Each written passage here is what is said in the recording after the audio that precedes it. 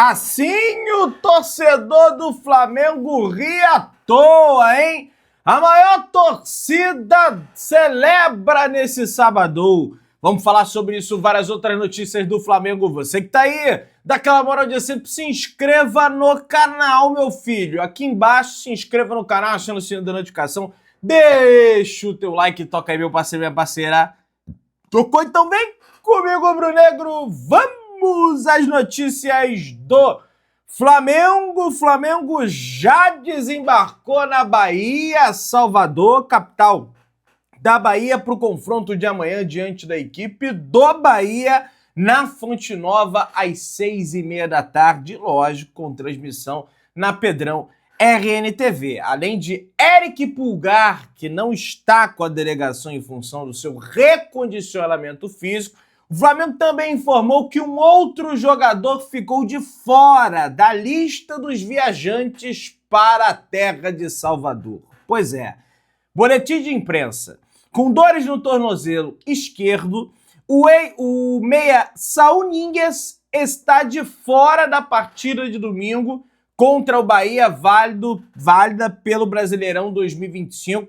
Ele já iniciou o tratamento com o departamento médico do Flamengo para ficar à disposição, lógico, dos compromissos pós-data FIFA, né? Que é um jogo contra o Botafogo num piso sintético, que já requer naturalmente mais atenção, cuidado ali especial. Depois, o Flamengo tem uns compromissos aí pela Copa Libertadores da América, tem jogo contra o Palmeiras aí encavalado no meio, então é melhor realmente tomar cuidado com os seus jogadores. E vai lembrar que o Saúl vinha numa batida, num ritmo de jogos seguidos aí, muito forte. E dava para ver dentro de campo que o desempenho físico dele realmente estava caindo. Então, dor no tornozelo, mas tem um quê aí também de desgaste para ele ficar de fora da partida. E afinal de contas, o Felipe Luiz tem opções ali, o próprio Jorginho, tem o De La Cruz também, que quase nunca entra. É um novo mês, é o mês de outubro, né? Joga uma vez por mês. Acho ele um grandíssimo jogador, mas tem que jogar mais, tem que entrar mais e dá para ele iniciar como titular aí nesse confronto diante da equipe do Bahia. O Flamengo, rapaz, assim como fez na última rodada diante da equipe do Cruzeiro, que divulgou toda a escala de arbitragem, lá com o Ramon Abate-Abel, listou os jogos que ele apitou do Flamengo, com o VAR também, que era o Caio Max no caso.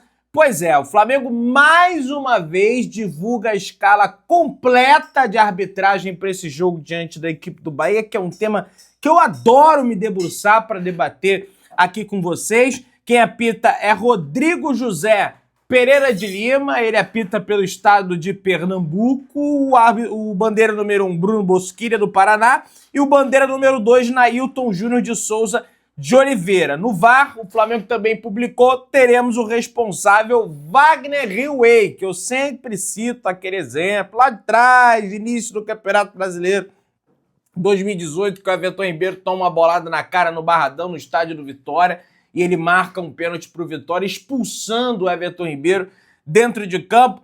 O Flamengo também lista os resultados dos jogos que o Rodrigo José Pereira de Lima apitou do Flamengo. 3-1 Flamengo no Internacional, 1-1 Flamengo e Ceará, 3-2 Flamengo no Internacional, né, aí já no ano passado, né, no Maracanã, 1-1 contra o Cuiabá, no Brasileirão de 2024, e 1-1 contra o Red Bull Bragantino aí no Brasileirão de 2024. É um picotador nato daqueles que não deixa a bola rolar. Acredito que até mesmo em função disso o Flamengo já soltou aquela nota, hashtag deixa a bola rolar.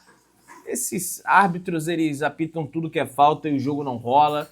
E parece que é a escola de arbitragem do futebol brasileiro, ela é contaminada por esse antifutebol, né? Tem que mudar esse chefe da arbitragem aí. Aliás, muda toda hora e não resolve porcaria nenhuma.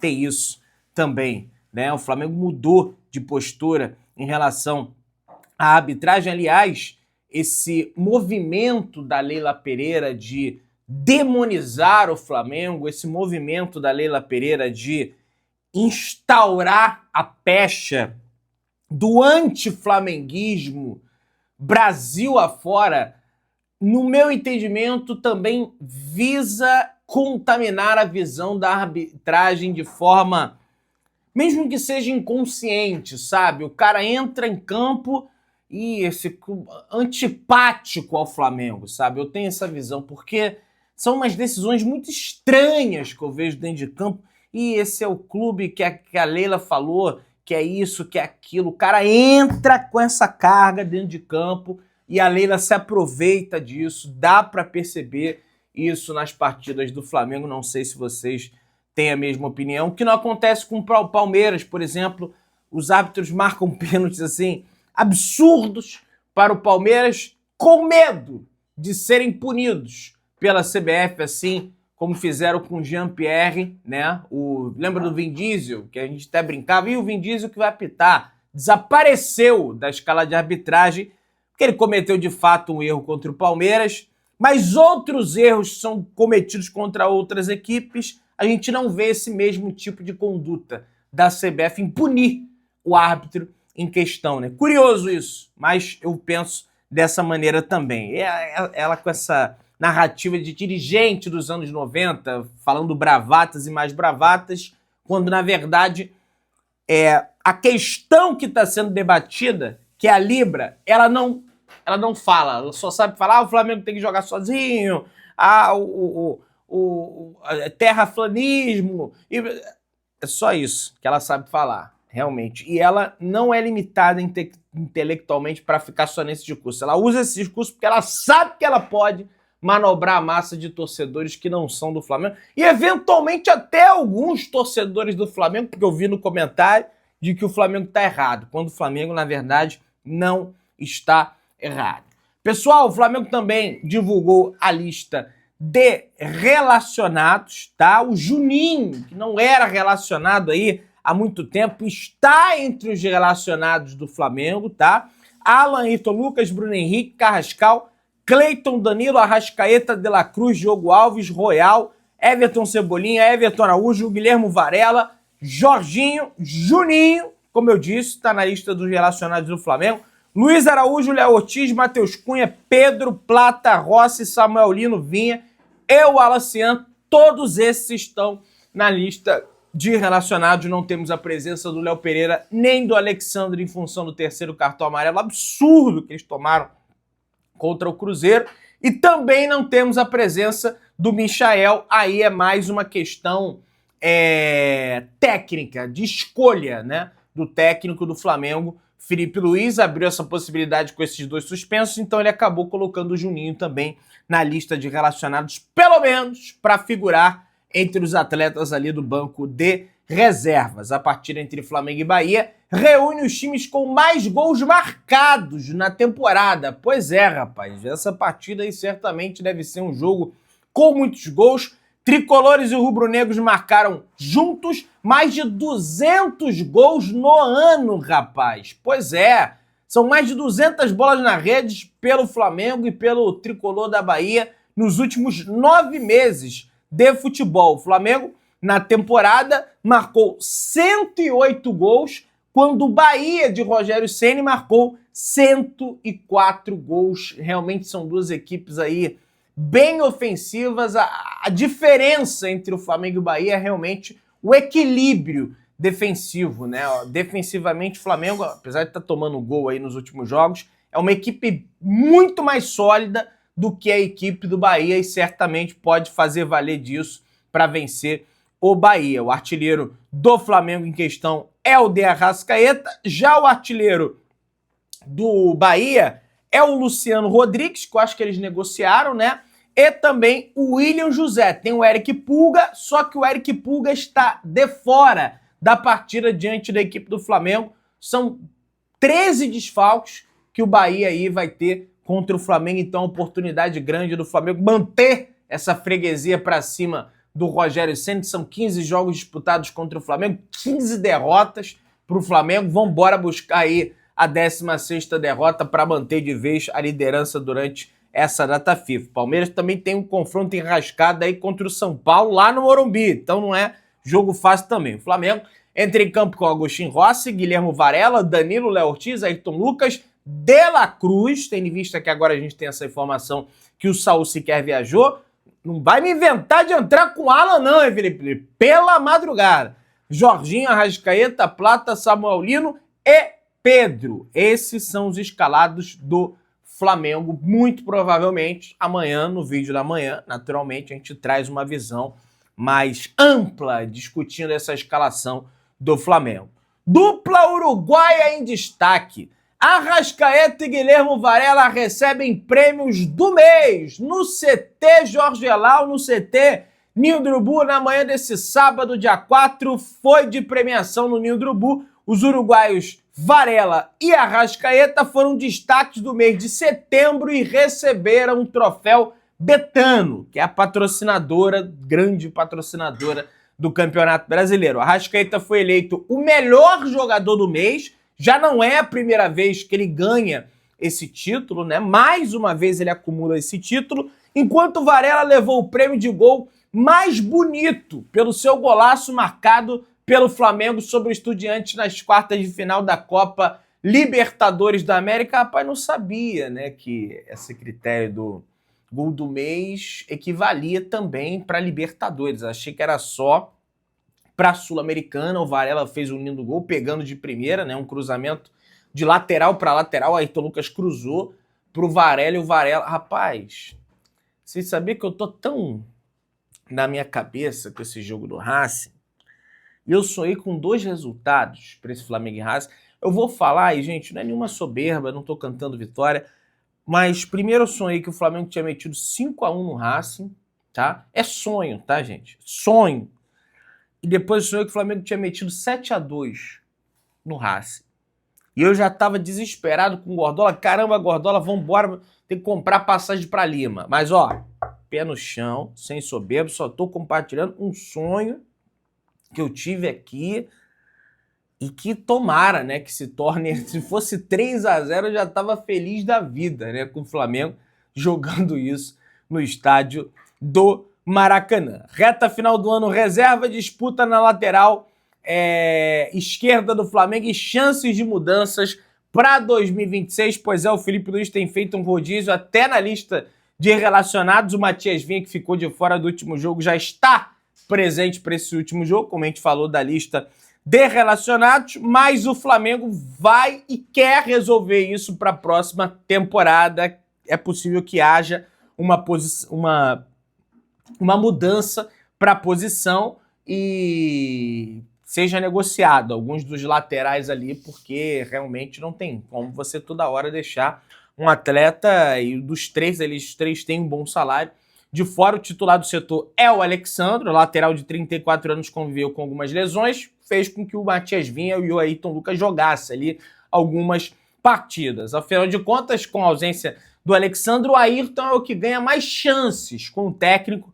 Felipe Luiz, o lateral de 28 anos, passou à frente do Vinha e provavelmente será o titular, como eu disse, da partida de amanhã, do domingo, contra o Bahia. Esse cenário tem sido comum quando os 3 laterais à disposição. Felipe Luiz costuma deixar de fora, no banco de reservas, o Matias Vinha. O Alexandre, ele não participa desse rodízio de fora da lista de relacionados, porque é considerado o titular da posição. De fato, para mim, é o melhor que atua ali do lado esquerdo da defesa do Flamengo. Só que é muita lesão também, né? Tem que botar esse peso na balança, né? Ele sai daquele jeito dele, problema na panturrilha, posterior de coisa. De repente é até bom essa suspensão dele do jogo contra o Bahia, já que o gramado do Bahia não tá essa coisa toda, pra gente contar com ele pro jogo contra o Botafogo lá no tal do tapetinho, né? No gramado sintético do Newton Santos, beleza? Enfim, a ver qual vai ser a decisão do Flamengo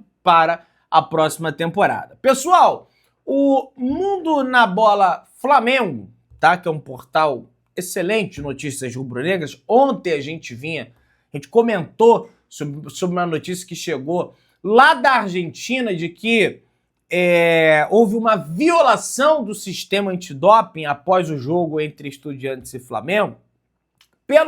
Isso veio da Argentina, né?